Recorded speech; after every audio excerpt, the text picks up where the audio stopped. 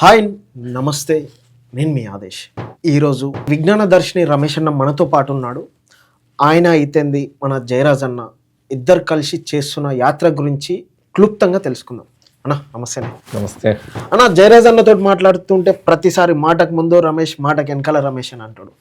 మీరు ఇద్దరు కలిసి యాత్ర కట్ల ఒకటి స్టార్ట్ చేశారు. ఏందన్న ఆ యాత్ర? ఇది ప్రకృతి వైజ్ఞానిక యాత్ర అనేది మేము ప్రారంభించాం.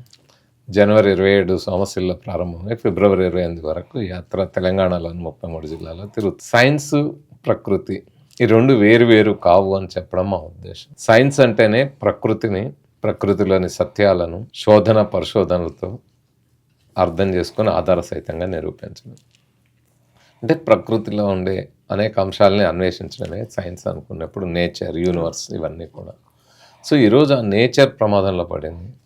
దాన్ని అర్థం చేసుకుని మానవాళిని ఉన్నతంగా తీర్చిదిద్దాల్సిన ఆ వైజ్ఞానిక దృక్పథం కూడా ప్రమాదంలో పడింది. వీటన్నిటి గురించిన చెప్పిన మన భారత రాజ్యాంగాన్ని మార్చాలని అనేక ప్రయత్నాలు, దాన్ని కూడా దెబ్బతీయాలని ప్రయత్నాలు జరుగుతున్న తరుణంలో save nature, foster scientific temper, protect constitution ఈ మూడు అంశాలతోటి మా ఈ ప్రకృతి వైజ్ఞానిక యాత్ర సాగుతుంది. అంటే ప్రకృతిని కాపాడుకుందాం, వైజ్ఞానిక దృక్పథాన్ని పెంపొందిద్దాం, రాజ్యాంగాన్ని రక్షించుకుందాం అనేది మా యాత్ర ఉద్దేశం. ఈ భారతదేశంలో, ఈ తెలంగాణలో మీరు అనుకునే సాధ్యమైతే అని అనుకుంటారు?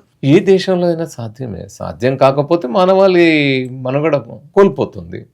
సో అంటే ఆ దేశం మనుగడలో నుంచి లేకుండా పోయే పరిస్థితి వస్తుంది. ఇప్పుడు గాలి కలుషితమైన తర్వాత, నీరు కలుషితమైన తర్వాత, నేల కలుషితమైన తర్వాత, తినే తిండి కలుషితమైన తర్వాత ఇంకా మనిషి ఎలా బతుకుతారు? సో మనిషి బ్రతకాలనుకుంటే ఇక అప్పుడు మనం ఏ చంద్రమండలం, అంగారక గ్రహం మీదనో స్టీఫెన్ హాకింగ్ చెప్పినట్టు ఎత్తుక్కోవాల్సి వస్తుంది. అది ప్రకృతి విధ్వంసంతో జరిగితే అది ఇంకో భాగం ఎట్లా వెళ్తాం అనేది. కొన్ని వందల కోట్ల సంవత్సరాల తర్వాత సూర్యుడు వైట్ డ్వార్ఫ్ ప్లానెట్ అవుతాడు, ఆ తర్వాత వైట్ డ్వార్ఫ్ స్టార్గా మారుతారు, ఆ తర్వాత అనేక రకాల మార్పులు జరుగుతాయి.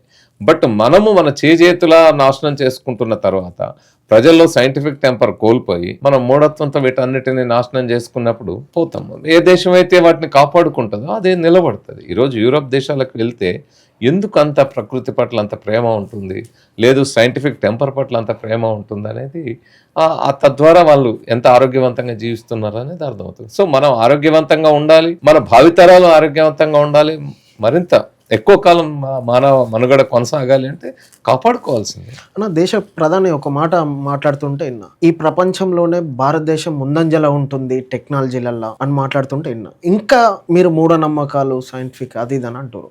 ఇంతగానం అభివృద్ధి అయింది కదా టెక్నాలజీ అదంతా. అంటే భారతదేశము మిగతా దేశాల కంటే ప్రపంచంలో ముందు పీటను ఉందనేది అయితే నాకు ఏ లెక్కల్లో, ఏ నివేదికల్లో కూడా కనపడలేదు. ఎక్కడైనా కనపడితే ప్రధాని గారు చెప్తే ఆ నివేదిక కూడా నేను చూస్తాను. విషయం ఏంటంటే ఎవరు చెప్పారు, ఏం చెప్పారు అనేది కాదు. ఈరోజు మనం చూస్తే అమెరికా కానీ, జపాన్ కానీ, జర్మనీ కానీ, రష్యా కానీ, చైనా కానీ ఇవన్నీ మనకంటే చాలా ముందు పీటన ఉన్న దేశాలు. ఇప్పుడు సైంటిఫిక్ రీసెర్చ్ పేపర్స్లో క్వాంటిటీ చూసుకున్నా, క్వాలిటీ తీసుకున్నా మిగతా దేశాలు, కొన్ని దేశాలు ముందే ఉన్నాయి కదా. కాబట్టి సైన్స్ అండ్ టెక్నాలజీలో మనం ఇంకా చాలా అభివృద్ధి చెందాల్సిన ఉంది, అవసరం ఉంది, చెందాము చాలా. చంద్రయాన్ 3 పంపించాము, ఆదిత్య L1 మిషన్స్ పంపిస్తా ఉన్నాం. కానీ మనకంటే ముందే చంద్రుడి మీద ల్యాండ్ అయిన దేశాలు ఉన్నాయి కదా. వాటి సరసన మనం చేరుతున్నాం. ఇంకా ముందడుగు చాలా వేయాల్సిన అవసరం ఉంది. కాకపోతే నేడు దేశంలో ఒకవైపు సైంటిఫిక్ టెంపర్ తింటా ఉంది, సైన్స్ రీసెర్చ్ దెబ్బతింటా ఉంది. మరొక వైపు మీరు అన్నిటి మూఢత్వం పెరుగుతూ ఉంది, తగ్గట్లేదు. ఎందుకంటే సైన్స్ రీసెర్చ్ పెరిగితే లేదా టెక్నాలజీ పెరిగితే అది వైజ్ఞానిక దృక్పథాన్ని పెంపొందించదు, మనిషిని వైజ్ఞానిక ఆలోచనల వైపు నెట్టదు. టెక్నాలజీ ఒకటే సరిపోదు. అందుకే భారత రాజ్యాంగంలో ఆర్టికల్ 51 ఏం చెప్తుందంటే, to develop scientific temper, spirit of enquiry, humanism and reform. వైజ్ఞానిక దృక్పథాన్ని, వైజ్ఞానిక పరిశీలన స్ఫూర్తిని, మానవవాదాన్ని, సంస్కరణాభిలాషాన్ని పెంపొందించడం పౌరుల ప్రాథమిక బాధ్యత అని చెప్పింది. సో ఈ ప్రాథమిక బాధ్యత మర్చిపోయినప్పుడు కేవలం టెక్నాలజీ మీద ఆధారపడి ఆ టెక్నాలజీ ఉంటే చాలు అనుకుంటే దాని నుంచి వచ్చేది మూఢత్వమే పెరుగుతుంది. సైంటిఫిక్ టెంపర్ పెరిగి మానవులు ఉన్నతంగా ఎదగడం ఉండదు. మళ్ళా పురాతన కాలంలోకి వెళ్ళడము, పురాతన ఆలోచనలే మనల్ని డామినేట్ చేస్తాయి తప్ప నిత్యనూతన వికసిత విజ్ఞానం అనేది ఏదైతే ఉంటుందో అది నిత్యనూతనంగా వికసించాలి తప్ప కేవలం టెక్నాలజీ దగ్గర ఆగిపోతే సాధ్యం కాదు. అన్న, ఈ దేశంలో కానీ ఈ రాష్ట్రంలో కానీ చూసుకుంటే ఇప్పుడు బాగా ఈ గుళ్ళు, ఈ బాబాలు, ఈ దేవుళ్ళు ఇవన్నీ బాగా వినిపిస్తున్నాయి. వాటిని మీ వర్షన్లో చెప్పమంటే ఏమని చెప్తారు? అంటే దేశంలో ఇప్పుడు అన్ని మతాలు, గుళ్ళు, చర్చిలు, మసీదులు ఇవన్నీ కూడా మూఢత్వాన్ని పెంపొందించే కేంద్రాలుగా ఎదిగినాయి. వాస్తవంగా మన దేశంలో ఏంటంటే 100 కోట్లు ఖర్చు పెట్టి, 1000 కోట్లు ఖర్చు పెట్టి గుళ్ళు కడతారు, మసీదులు కడతారు, చర్చిలు కడతారు, కానీ వాటికి ప్రజలు కూడా డబ్బులు దానం చేస్తారు. కానీ మన విజ్ఞానాన్ని పెంపొందించి మన పిల్లలందరినీ, మన భావితరాల్ని విజ్ఞానవంతులుగా తయారు చేసే బళ్ళకి, పాఠశాలలకు మాత్రం డబ్బులు లేని పరిస్థితి కనపడుతూ ఉంటుంది. మేము ఈ యాత్రలో గమనించింది, మన పిల్లలు మట్టిలో ఇంకా కూర్చొని చదువుకుంటున్న పరిస్థితుల్లోనే ఇంకా మట్టిలో ఉన్నారు. సో వాటికి నిధుల కొరత ఉంటుంది, అంటే చదువుకు నిధుల కొరత ఉంటుంది. పిల్లలు భావితరాల్ని బాగు చేయడానికి మన దగ్గర డబ్బులు ఉండవు, కానీ ఇలాంటి వాటికి ఉంటాయి. అందువల్లే ప్రజలు అంటే ఎందుకు ఇది ఉంటుంది అనేది ఇది ఈరోజుది కాదు, మనం అనేక రోజుల నుంచి, అనేక ఏళ్ల నుంచి చూస్తున్న అంశం ఇది. ప్రజలు విజ్ఞానవంతులు అవుతే, వాళ్ళు ప్రశ్నించడం నేర్చుకుంటే తమ పెత్తనం ఉండదు, తమ రాజ్యాలు పాలన ఉండదు. కాబట్టి ప్రజల్ని నిరంతరం మత్తులో ఉంచడం అనే ప్రయత్నమే, నిరంతరం చదువుకి, విజ్ఞానానికి దూరం చేయడం అనే ప్రయత్నమే పాలకులు చేస్తారు. అందుకనే ఈరోజు అదే జరుగుతాం. సో అందుకనే వాళ్ళు ఆ మూఢత్వాన్ని పెంపొందించే ప్రయత్నం పెద్ద ఎత్తున చేస్తాం. ఇప్పుడు మీరు ఈ యాత్రని తీసుకెళ్తున్న క్రమంలో ఎక్కువ శాతం బళ్ళకి అయితుంది, కాలేజీలకి అయితుంది, యూనివర్సిటీలకి వెళ్తాం. అక్కడ రెస్పాండ్ ఎట్లా ఉందన్న ఈ ప్రకృతి మీద అయితుంది, ఈ మూఢనమ్మకం? మా యాత్ర చాలా వైవిధ్యభరితంగా సాగుతూ ఉంది. అంటే మేము ఒక సెక్షన్కి వెళ్ళలేదు, సెక్షన్గా చూసుకునేప్పుడు యూత్ సైంటిఫిక్గా ఎదగాల్సిన అవసరం ఉంది కాబట్టి వాళ్ళ మీద. కానీ వివిధ రంగాలకు చూసుకునేప్పుడు మెడికల్ కాలేజీలు, ఇంజనీరింగ్ కాలేజ్, ఫార్మసీ, నర్సింగ్, అట్లాగే బిఎడ్, తర్వాత ఇతర డిగ్రీ, ఇట్లాంటి రకరకాలుగా చదువుతున్న అన్ని రంగాల వాళ్ళ దగ్గరికి మేము వెళ్తాం. అన్ని చోట్ల మేము మాట్లాడిన అంశాల పట్ల ముఖ్యంగా యువత, చాలా మంది యువత ఏమనుకుంటామంటే, మనం ఈ జెన్జీ అనగానే పబ్బులు, క్లబ్బులు, మత్తు, డ్రగ్స్ వీటిల్లో ఉన్నారు అనుకుంటున్నారు. పాలకులు వీటిని పెంచి పోషిస్తున్నారు, యువతను అటు తీసుకెళ్లాలనే చూస్తూ ఉన్నారు. మీరు ఇంతకుముందు మనం అనుకున్నట్టు పాలకులు పెంపొందించడంలో బాబాలు గుర్లు అన్నారే, అట్లనే అది జరుగుతూ ఉంది. ఏది మనం టీవీలో చూస్తూ ఉన్నాం, అఘోరి గురించి, అఘోరి ఆడ మగ లేకపోతే ఇంకోటి అనేది నెలల కొద్ది మీడియాలో చర్చలు జరిపారు కదా, కుంభమేళాలో అఘోరి బాబా అని. లేకపోతే ఈరోజు ఏ ఛానల్ పెట్టినా కుంటివారు నడిచేదరు, గుడ్డివారు చూచెదరు, మగవారు మాట్లాడదరు అని, కల్లరి చుక్కలేస్తే చచ్చిన శవం లేచి నిలబడుతుంది, క్యాన్సర్ తగ్గుతుందని, లేకపోతే సాతాన్ని వదిలిపెడతా, సైతాన్ని వదిలిపెడతా, దర్గాల దగ్గర తీసుకెళ్ళి, ఇట్లాంటివన్నీ ఒకవైపు ఉన్నాయి. కానీ మన యువత కొత్త విషయాన్ని ఎవరైనా చెబితే, సైంటిఫిక్ గా చెప్తే స్వీకరించడానికి సిద్ధంగా ఉన్నారు అనేది మాకు మా యాత్రలో అర్థమైంది. వాళ్ళు చాలా వాళ్ళు వేసే ప్రశ్నలు మాకు ఏంటంటే, మిగతా మనం గమనించాల్సింది ఏంటంటే, మూఢనమ్మకాల్లో కానీ మతంలో ఉన్న వాళ్ళు, ఏ మతంలో అయినా, మతంలో ఉన్న వాళ్ళు చెప్పేది విని వెళ్తారు, చెప్పేది విని ఆ నమ్మకం, ఆ మూఢత్వంతో వెళ్తారు. కానీ మేము వెళ్ళినప్పుడు అలా వెళ్ళారనుకోండి, అలాగే వెళ్ళి తల్లలూపు వెళ్ళారనుకోండి, అమ్మాయి మా ఉపన్యాసం బాగుందని అనుకోవడానికి లేదు. మా యాత్ర ఉద్దేశం ఏంటంటే, వాళ్ళని తట్టి లేపి, వాళ్ళ అంటే ఒక తేనెటీగా అక్కడ ఉన్నప్పుడు దాని మీద ఒక చిన్న ప్రయోగం చేసి అవి కదిలి చలనంలోకి రావాలి. అట్లాగే ఈ మెదడు కదిలి చలనంలోకి రావాలి. సో ఆ చలనంలోకి వచ్చినప్పుడు ప్రశ్నలు ఉద్భవిస్తాయి. ఎప్పుడైనా సరే మానవ సమాజ ప్రగతి ప్రశ్నతోటే సాధ్యమైంది అంటాడు డాక్టర్ బాబాసాహెబ్ అంబేద్కర్. బాబాసాహెబ్ అంబేద్కర్ ప్రశ్నే సందేహోల్లాసం, కుతూహోల్లాసానికి కారణం అవుతుంది, అదే జ్ఞానానికి మూలం అవుతుంది అంటాడు రిడిల్స్ ఆఫ్ హిందూయిజంకి ముందు ప్రిఫేస్ లో. కాబట్టి ఆ ప్రశ్నల్ని మనం అడిగేటట్టు, ఆ ప్రశ్నలు గనక ఆ పిల్లల మెదళ్లలో గనక వస్తే ఖచ్చితంగా వాళ్ళు సమాధానాన్ని వెతుక్కునే ప్రయత్నం చేస్తారు. మీరు ఆదిమ మానవుల నుంచి ఈరోజు ఆధునిక వైజ్ఞానిక మానవులుగా ఎదుగుతున్న ఈ పరిణామక్రమ ప్రస్థానం అంతా ప్రశ్న ద్వారా, వైజ్ఞానిక ఆలోచన ద్వారా మాత్రమే సాధ్యమైంది. కాబట్టి మా ఉద్దేశం ఆ విద్యార్థుల్లో ప్రశ్నల్ని మొలకెత్తింపజేయడమే మా పని, అది జరుగుతా ఉంది. అన్న, ఇంత పెద్ద యాత్ర చేస్తున్నారు కదా మీరు, యాత్రలు అని అంటేనే చాలా ఆటుపోట్లు ఉంటాయి. అట్లా మీరేమన్నా ఎదుర్కొన్న సందర్భాలు అంటే స్టార్టింగ్ కానీ యాత్ర నడుస్తున్న క్రమంలో కానీ? అంటే ఆటుపోట్లు అనేవి ఉంటాయి, సహజం. ఇది ఏదో డబ్బులు ఉండి బయలుదేరిన వాళ్ళకి అన్ని రకాల సౌకర్యాలు ఉండొచ్చు, కానీ ప్రజల్ని నమ్ముకొని బయలుదేరే వాళ్ళకి సమస్యలు ఉంటాయి. దాని తగ్గట్టు ప్రజల ఆదరణ, ప్రేమ ఉన్నప్పుడు వాటన్నిటిని పెద్ద సమస్యలుగా కూడా అనిపించని ఉంటుంది. అసలు మెయిన్ సమస్య ఏంటి, జయరాజ్ అన్నకు కానీ నాకు కానీ, తనకి క్యాన్సర్ తో అటాక్ అయ్యి ఉంది. 2-3-4 నెలల నుంచి కూడా బ్రతకవని చెప్పిన పరిస్థితి. సర్జరీ చేసి ప్యాంక్రియాస్ వంటివి తీసేసిన తర్వాత ఈ మధ్యన బ్రెయిన్ స్ట్రోక్ వచ్చి పెరాలసిస్ కూడా అటాక్ అయిన పరిస్థితి ఉంది.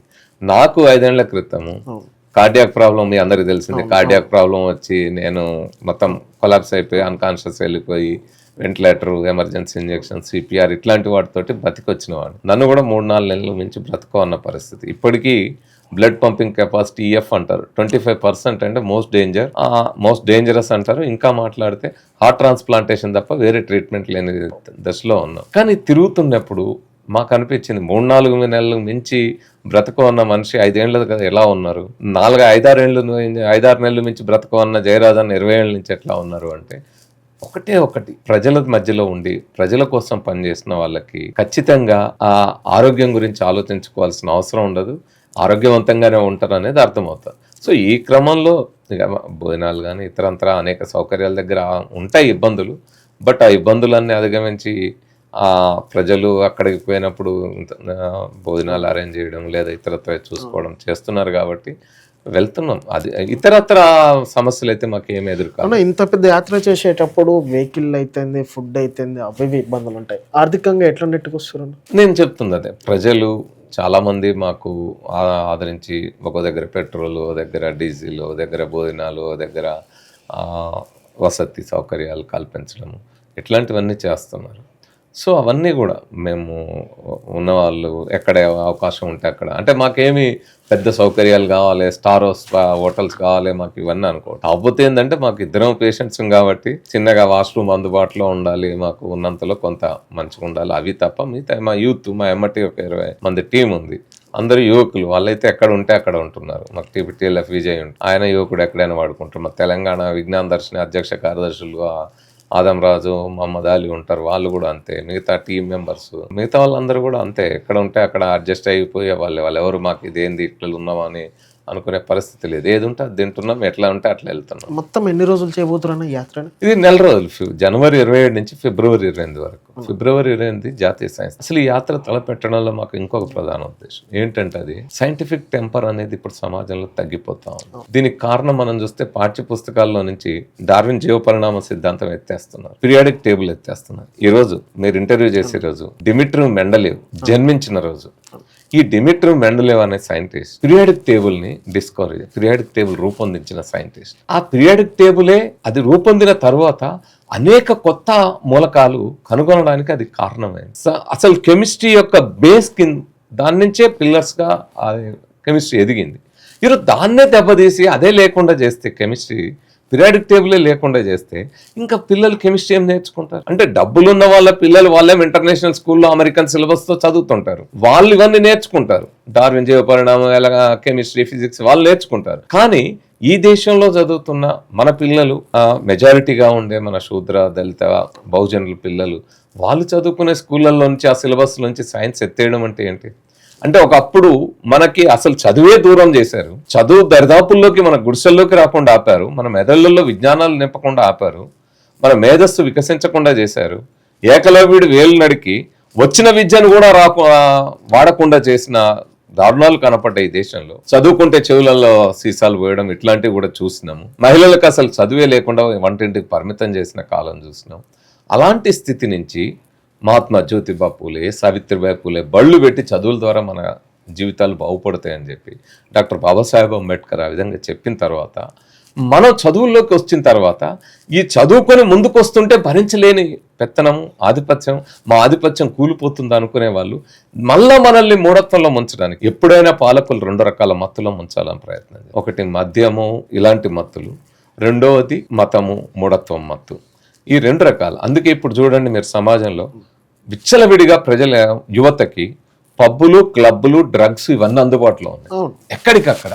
మీరు ఏదైనా మా మతము, ధర్మము చాలా గొప్పది, సనాతనమైందని చెప్పేవాళ్ళు కానీ, లేకపోతే ఇతర మతాలకు మాయి గొప్పవని చెప్పుకునే వాళ్ళు కానీ ఎవరు కూడా ఈ కల్చర్కి వ్యతిరేకంగా యువతని చైతన్యవంతం చేయట్లేదు. యువతని ఒక వైజ్ఞానికంగా ఆలోచించి మీరు ముందుకు వెళ్ళండి అని చెప్పేవాళ్ళు ఎవరు లేరు. దీని బారిన పడేది ఎవరు? ఆ మతంలో ఉన్న యువకులే. అయినా వాళ్ళు దాన్ని ఇంకా జరగనీలే అన్నట్టు చూస్తున్నారు తప్ప వాటిని ఆపే ప్రయత్నం ఎక్కడ జరగలేదు. వాళ్ళు ఎవరు అధికారంలో ఉన్నా అదే జరుగుతుంది. రెండవది భక్తి, మూఢత్వం మత్తు. ఇది అన్ని మతాలు అవే పెంచి పోషిస్తున్నాయి కదా. అసలు ఎంత ఎర్రి వాళ్ళని చేస్తున్నారు. మీరు అనేక ఘటనలు చూస్తే ఒక్కొక్కటి సాతాను, సైతాను, ఫైర్ అని ఎగిరిచ్చే వాళ్ళు కానీ, దర్గాల దగ్గర అదేంటి మన వికారాబాద్ జిల్లాలో అంతకుముందు నేను కూడా అక్కడ పర్యటన దారూర్ మండలంలో కుక్కింద గ్రామంలో ఒక అమ్మాయి తనకి ఏదో డిప్రెషన్ ఏదో సమ్ సైకలాజికల్ ప్రాబ్లం వస్తే గాలి సోకిన దయ్యం పట్టిందంటే అక్కడ నస్కల్ మండలంలో ఉండే ఒక రఫీక్ బాబా అనే బాబా దగ్గర తీసుకెళ్లితే నిప్పుల మీద పెట్టి అమ్మాయిని నిలబెట్టి కాలుతో తొక్కితే నిప్పులు ఇంతలో దిగితే 6 నెలలు అమ్మాయి చికిత్స పొందాల్సి వచ్చింది. జయరాజ్ అన్న మేము మా ప్రకృతి వైజ్ఞానిక యాత్ర వెళ్ళి మేము పరిగిలో ఒక స్కూల్లో ఈ ప్రోగ్రామ్ చేస్తుంటే ఒక అబ్బాయి నేను ఈ ఘటన చెప్పగానే ఇలా వచ్చాడు మా దగ్గరికి. ఏంటంటే సార్ మా మామ బిడ్డే సార్, నిజంగా చాలా ఇబ్బందులు పడ్డాయి సార్, ఇట్లా అయింది సార్ మా కుటుంబంలో, ఈ దయ్యాల పేరుతో ఇంత దారుణం జరిగింది సార్ అని. సో ఇలాంటి ఘటనలు చాలా జరుగుతాయి. అంటే వీటిని పెంచి పోషిస్తున్నాయి అన్ని మతాలు. కాబట్టి వాటిని వైజ్ఞానిక దృక్పథం పెంపొందించాలి. ఈ దేశంలో మనకి వైజ్ఞానిక దృక్పథం ఇది ఎక్కడి నుంచో వచ్చింది కాదు.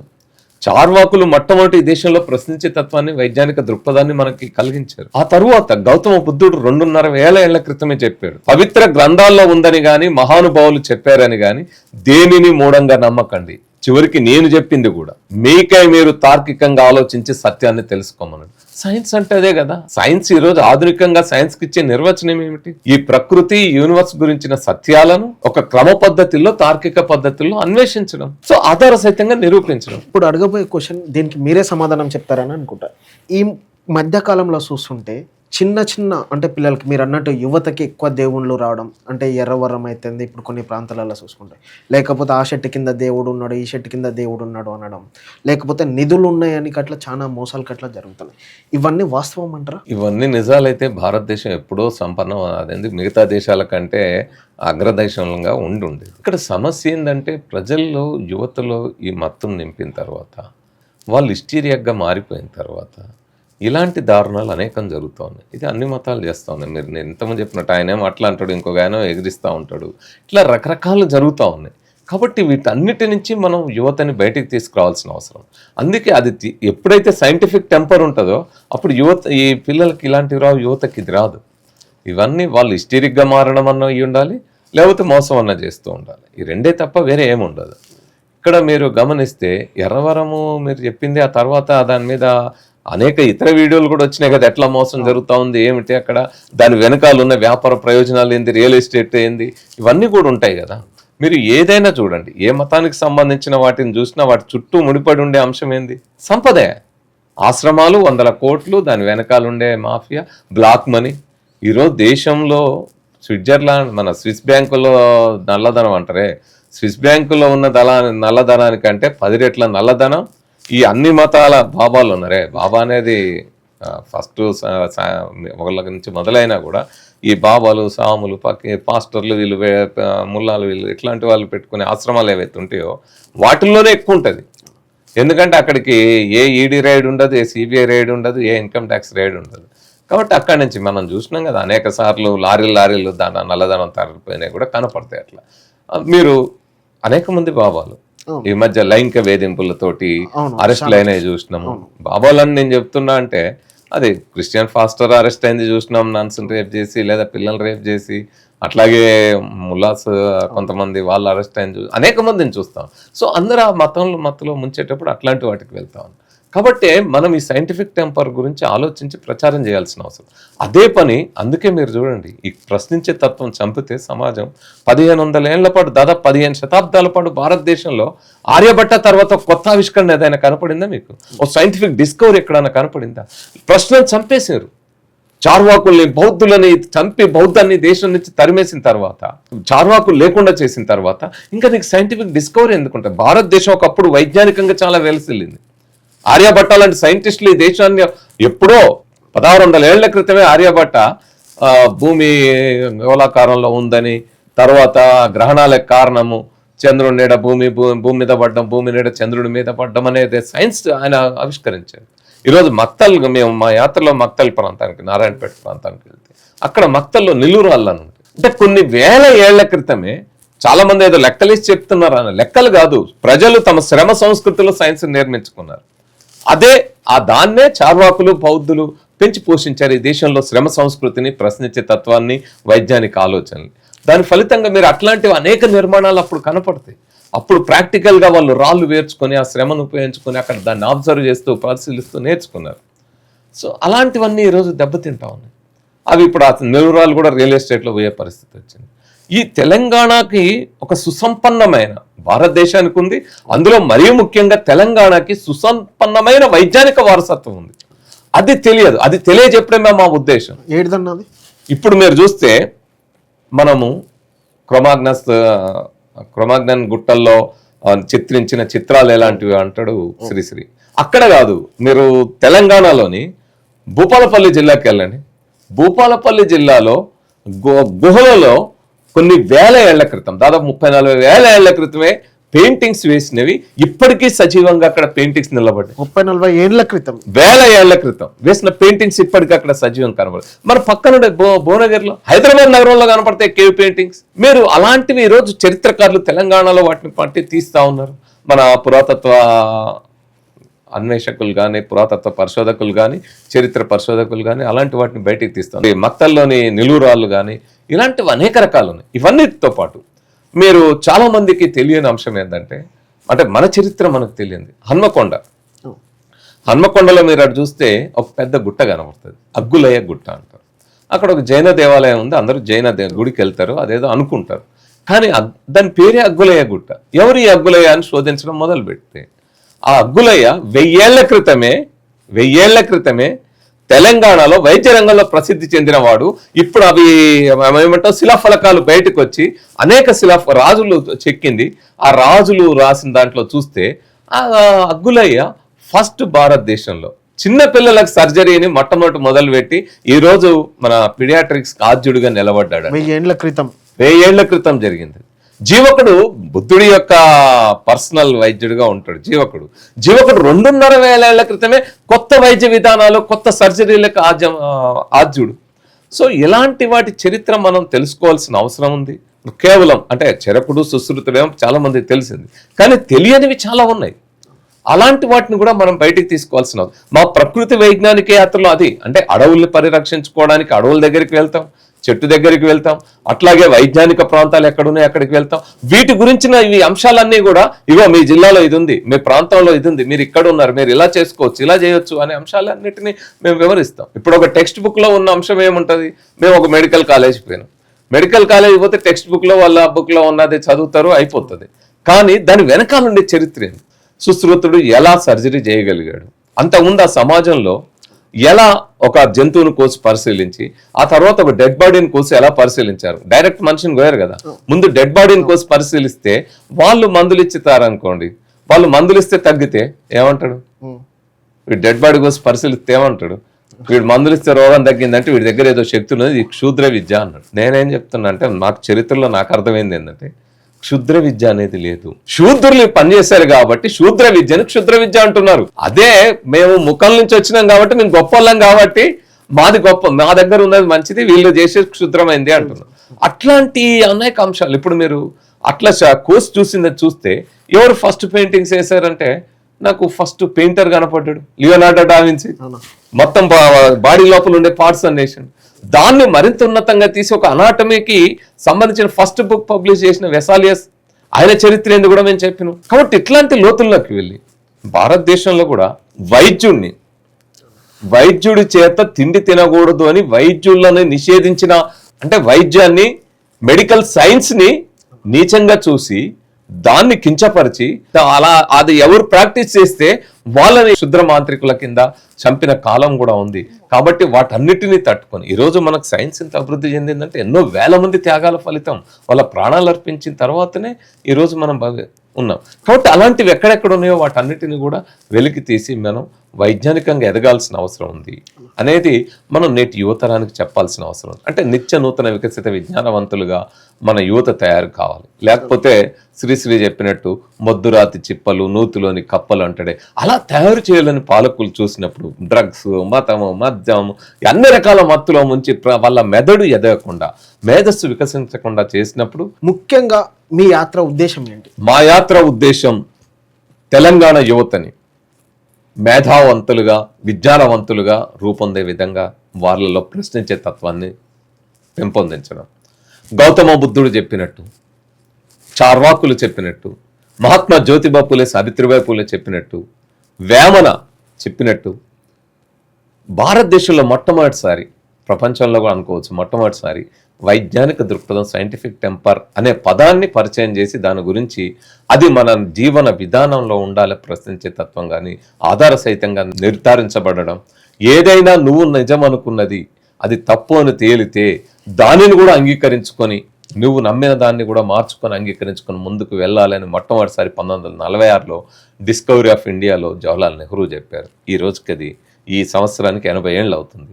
కాబట్టి ఈ అన్ని దృష్టిలో పెట్టుకొని మనం భారత రాజ్యాంగంలో కూడా మనకి 2 అంశాలు చాలా స్పష్టంగా ఆర్టికల్ 51A పౌరుల ప్రాథమిక బాధ్యత గురించి చెప్తుంది. చాలా మంది రైట్స్ తెలుసు, రైట్స్ గురించి ప్రశ్నిస్తున్నారు, చర్చలు జరుగుతాయి, కోర్టుకి వెళ్ళి మనం ప్రశ్నించగలుగుతాం, లేదా లేని వాళ్ళకి అనేక సంస్థలు అండగా ఉంటాయి, పోరాడతారు.